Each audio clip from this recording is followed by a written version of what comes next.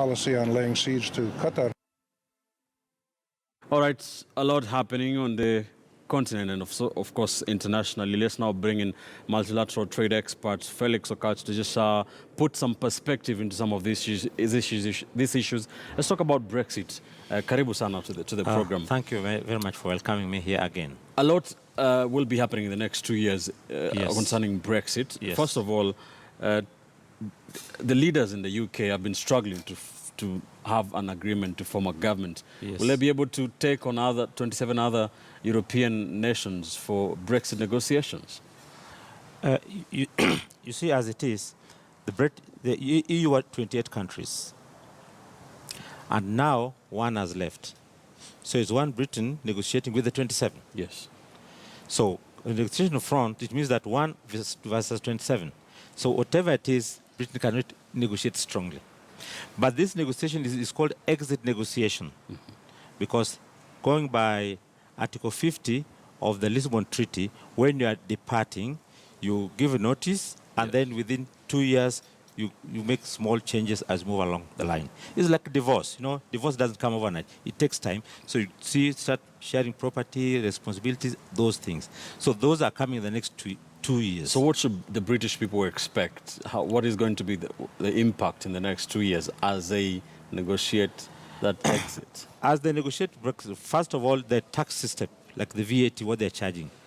I don't know what they're going to... You still have to legislate how they're going to charge the tariff on goods getting to the country, right, because they're out of the EU arrangement. Yeah. Another thing bothering them is the movement of persons.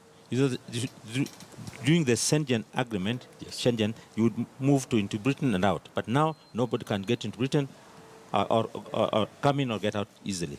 Right. So that's an arrangement, visa issues that's going to affect them, among others. All right. Yeah. Now, following the elections, the just concluded elections, yes, how weakened is Theresa May's position now after the election, having lost that majority in Parliament? Going by the EU arrangement, then they are not bothered about what's happening in Britain. Domestically, because with the British, they had a referendum. But they still have bills that they need to pass, I think a total of 8 bills. So that will bother them domestically. A lot. Because based on those domestic regulations, bills which they have passed, that's when they can negotiate with the rest of the world, or even Kenya. You understand? Yes. So what they have done, there was a referendum. After the referendum, the bill has gone to Parliament, exiting, and so the Queen also accepting the bill. So now they are exiting. So now they have informed the EU that now we are formally starting the negotiations. After 2 years, by the end of 2 years, if Britain comes with certain farm prices which are not compatible with the WTO, now they'll be in trouble because they're not in the customs of EU. Right. So they're on their own. Now, being on their own, it means now they have to negotiate with other countries afresh. Negotiate with Kenya afresh and the rest of the world. Right. So it's quite a challenge for them. What is the impact for us in Africa, here in Kenya? Britain is our major trading partner. The impact is that now we can negotiate better for what we need from Britain. Previously, under the agreement with the EU, the 27 countries were negotiating against us.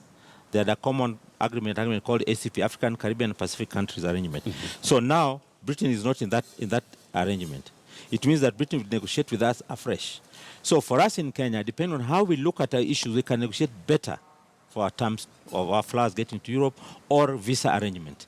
It's much better than it was before. All right. Because we will be in a fairly level position with Britain than when we were with EU. That's how it will be. All right. Yeah. What about Kenya and the rest of the European Union? Any relationship there? One, Kenya is not affected because the relationship with the European Union will continue as it is. Export of our flowers to Alsmere, Netherlands, and our people getting visa to Schengen countries will continue. So it's safer for us. Coming to Britain, it might be not easy because, for example, visa arrangement, Britain will put certain conditions which are much harder. So we are not getting to Britain easily. Right. But then exports into Britain now will say there's no special favor. We have to go to the WTO and negotiate what's agreed at WTO. What Britain committed in terms of tariffs, in terms of goods, in terms of what we called SPS, sanitary and phytosanitary standards, the flowers moving in. So Britain is in a weaker position now than before. So, however, You had the Queen, Queen in her speech mentioning that, of course, it should be peaceful. It's the will of the people.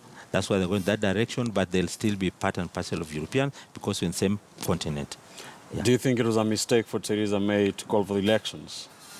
It was, but there it is. It's their parties, yeah. All right. Let's talk about very quickly before we end up about what's happening in the Gulf. Qatar is under siege from, those 4 countries in the Gulf, Bahrain, Egypt, Saudi Arabia, and the United Arab Emirates cutting ties with them. Yes.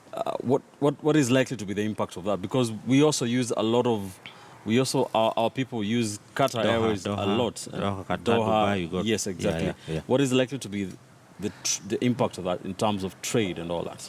In terms of trade, it's only the traveling. Now it might be easier just going through Doha, you go through Dubai. But on the other hand, there are also a lot of Kenyans who are employed in Qatar. Like the Qatar Airlines, there are a lot of Kenyans who are working there and also working in that country. So that might affect us in one way or another. It might affect the traveling or repatriation money coming home. But for those neighboring countries, the countries in the region, the Qatar and all the others, it's what's called rich men fighting.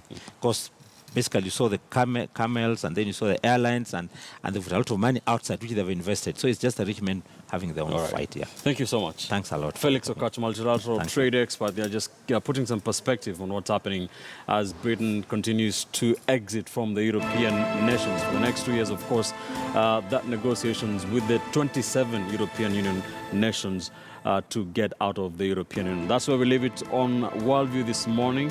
Many thanks for joining us. I'm Ben Kitili. Do stand by.